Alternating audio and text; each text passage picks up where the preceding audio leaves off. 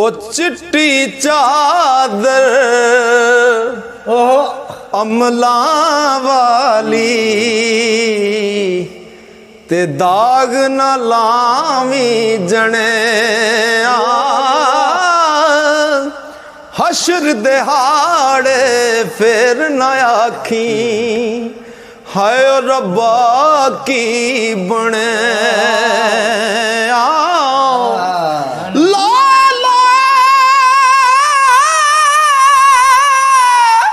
पर ले